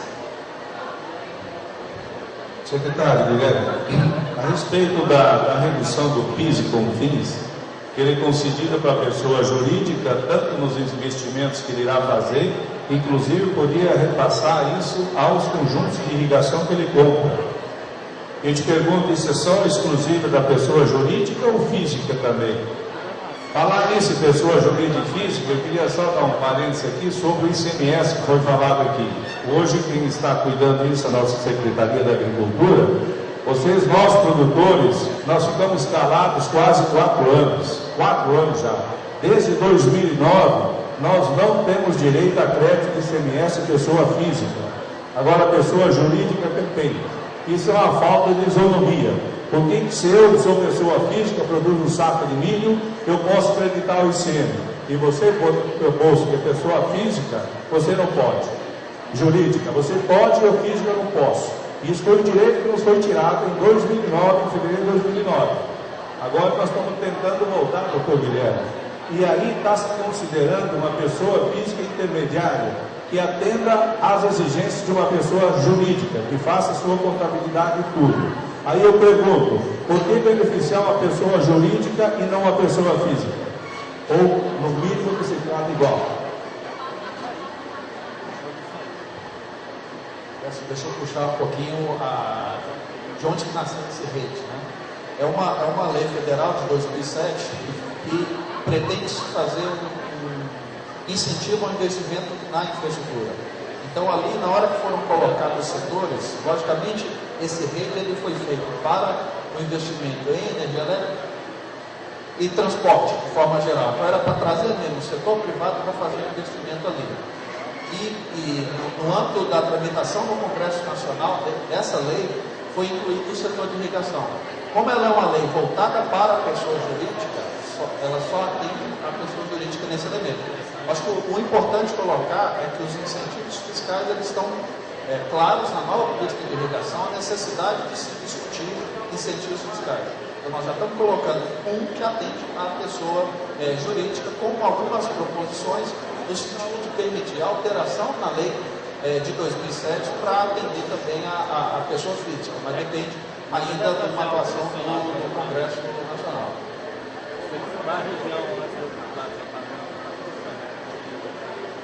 A proposta está na mesa.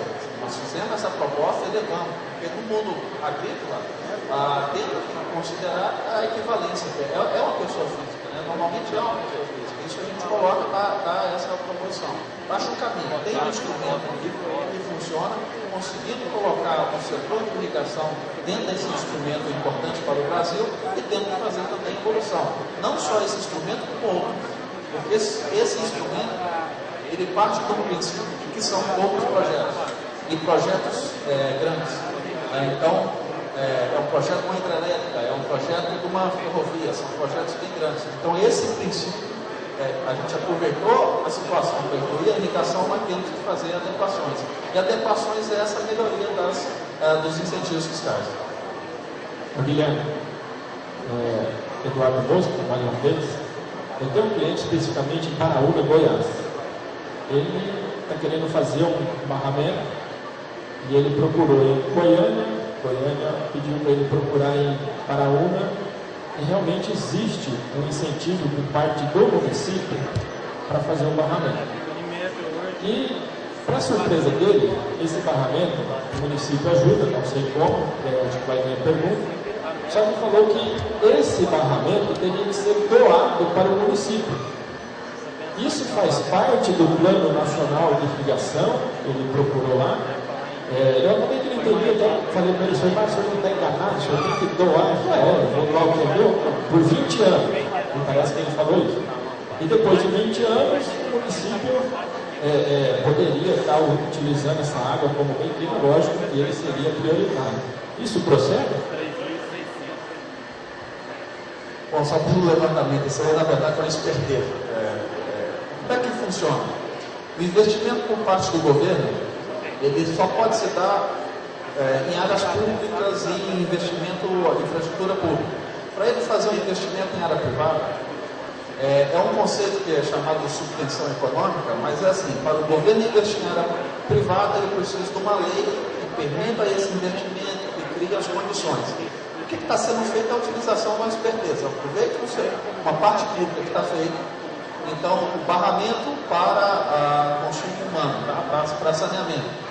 E aí, logicamente, todo barramento tem usos múltiplos, isso é lógico, mas eu aproveito essa questão de que o consumo humano pode, desde que seja uma obra pública, e coloco isso à disposição do setor público. Está fazendo uma estratégia aí de esperteza. O que foi a evolução que eu acho importante na Política Nacional de Irrigação?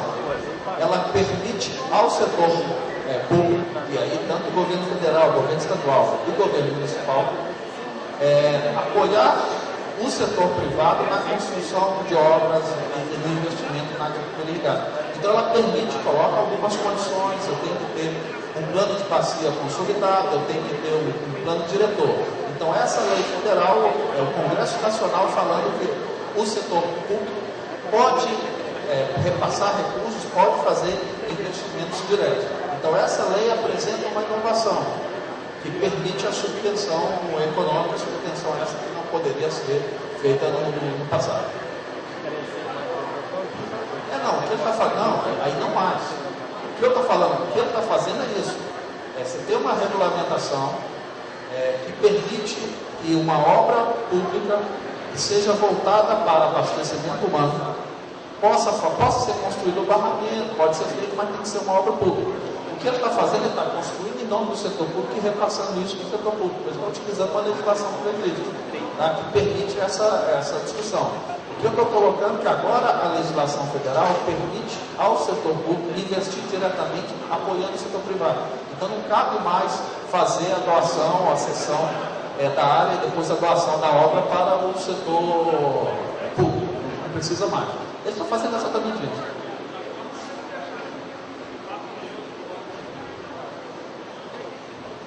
Mais alguém da plateia quer perguntar? Eu gostaria de fazer uma outra colocação, aproveitando essa discussão. Nós sabemos que toda nova lei tem a sua regulamentação, todos os trâmites para que realmente ela entre em vigor e passe a ser utilizada. Eu sou engenheiro agrônomo e a gente tem visto isso acontecer muito em projetos que envolvem o meio ambiente.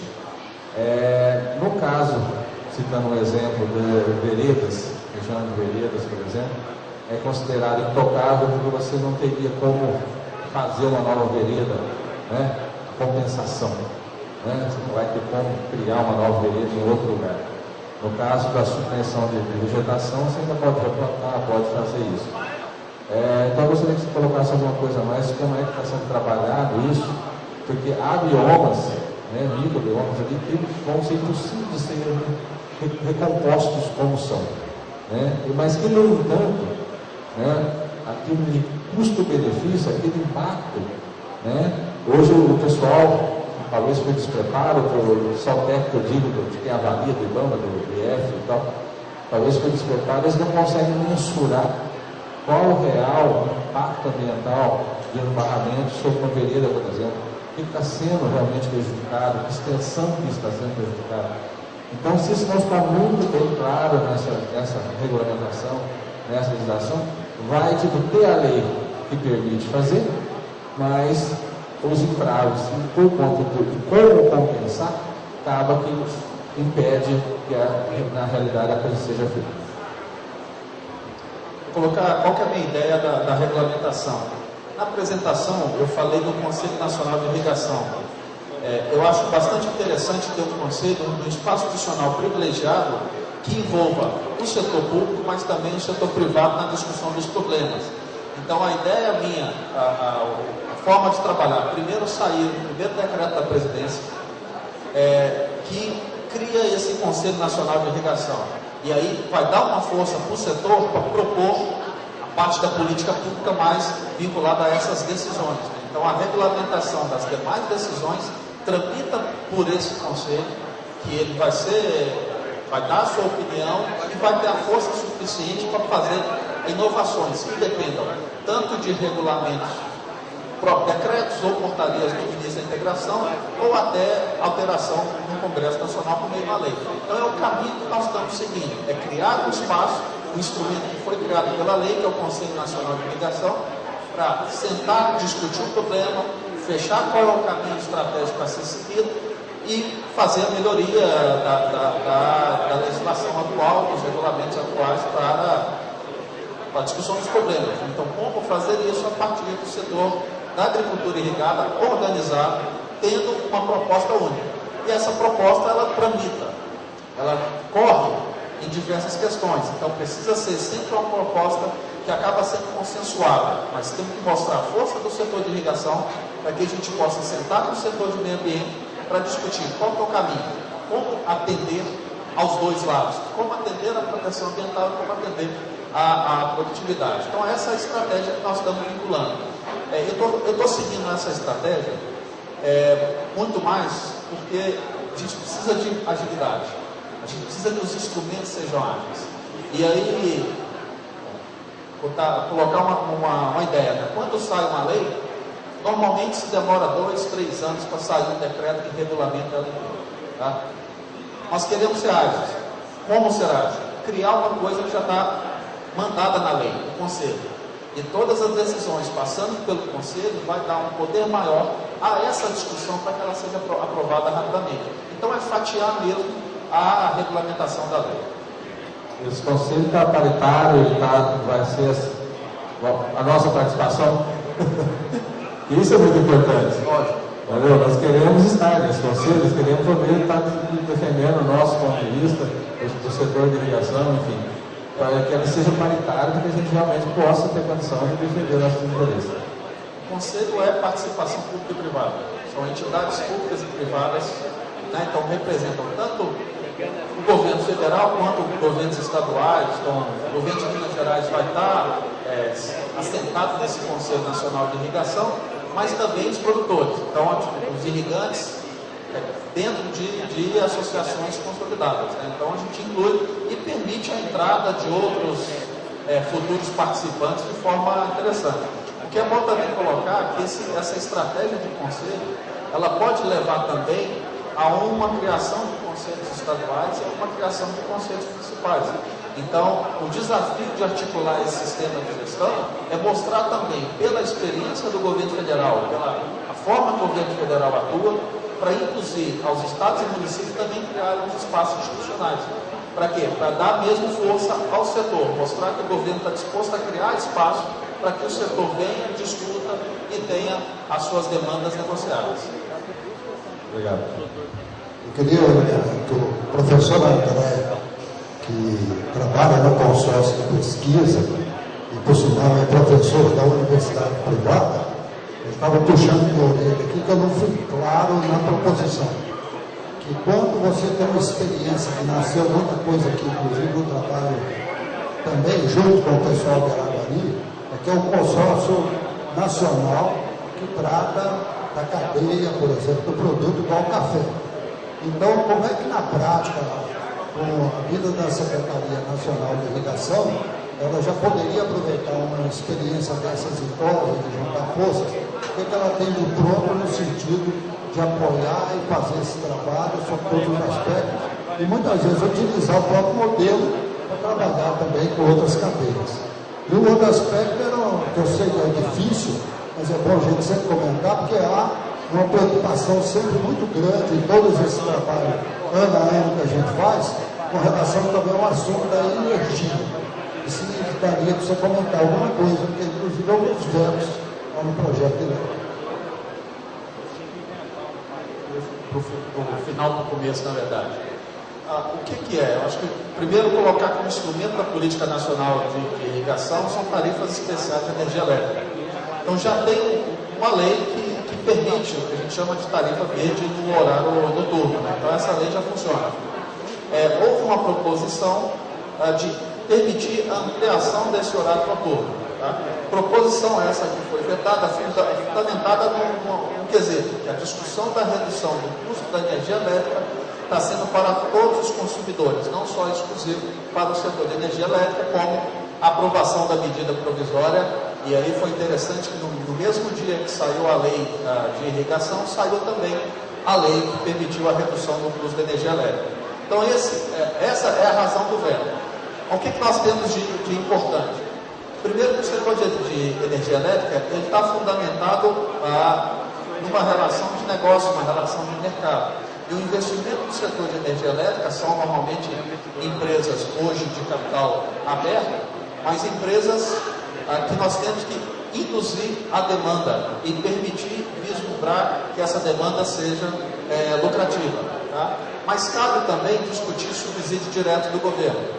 E esse subsídio, na mesma linha da subvenção econômica que eu falei na resposta anterior, já tem a possibilidade do governo ou dos governos investirem diretamente. Tem um programa, só para fins de exemplo, do governo do Paraná, que chama Programa de Irrigação Noturna, onde o governo do Paraná subsidia 50% do custo do acesso à energia elétrica para a agricultura irrigada e o produtor pagaria os outros 50%. Então ele já chega fazendo essa proposta para a concessionária de energia elétrica, permitindo esse subsídio. O que eu vislumbro? Eu vislumbro exatamente um programa que discuta a eletrificação rural, os moldes do Luz para Todos, mas que então Minas Gerais tem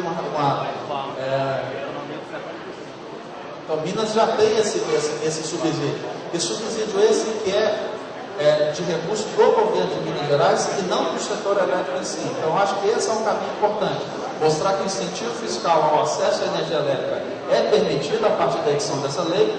E eu vislumbro uma possibilidade da gente lançar, quando for lançar o programa de irrigação, lançar também com esse viés de permitir ao governo federal investir diretamente na eletrificação e no acesso à energia elétrica e a qualidade dessa energia elétrica, né? As grandes linhas de energia. E colocar só um elemento que isso já foi feito e permitido no passado. Na década de 80 tinha um programa de irrigação no Brasil que era voltado para eletrificação. O programa de irrigação tinha um grande contexto em termos de investimento e em termos de recursos voltados para a irrigação. Então, o secretário de Goiás estava aqui. Segundo o IBGE, Cristalina tem o maior PIB agropecuário do Brasil. Né? E tem o maior PIB agropecuário do Brasil porque na década de 80 se passaram milhões de energia no governo Sarney, que permitiram o desenvolvimento da agricultura irrigada naquela região. Então, a facilitação. Tinha água, tinha solo, e essa energia elétrica foi investida. Então, isso que a gente vislumbra. A lei permite, e a nossa discussão do Plano Nacional de Irrigação, com certeza vai envolver esse conceito. Bom, sobre a segunda questão, é difícil, eu não conheço a iniciativa, então eu prefiro conhecê-la para ver como é que a gente pode atuar. Né? Então, a minha participação aqui é muito mais ouvir, conhecer mesmo a iniciativa específica para a gente poder analisar possibilidades de apoiar. Só um elemento que eu vislumbro também que a lei abre é o caminho da certificação. É um dos 10 instrumentos. Mas a certificação no sentido da criação de indicadores análise desses indicadores para que tenha um carimbo da agricultura irrigada, um carimbo que diz que aquela produção ela é eficiente, que ela utiliza de forma consciente a água, utiliza de forma consciente o solo. E esse é um caminho que já vem sendo evoluído aí de diversas iniciativas como essa, como outras iniciativas da Itaipu. É um caminho possível que foi lançado aí com essa nova política.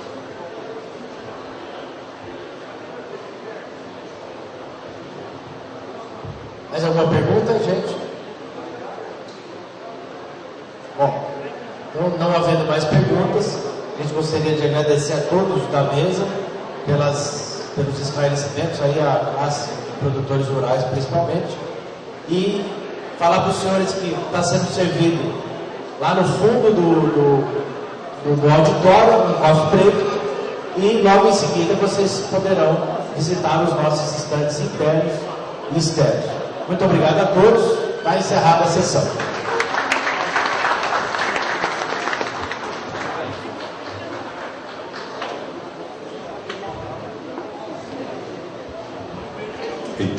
Bom, lembrando aí, mais uma vez o que o André disse, coffee break servido ali ao fundo, na parte externa. Só lembrando que amanhã, às 8 horas da manhã, contamos com a presença de todos vocês aqui na abertura do 15º simpósio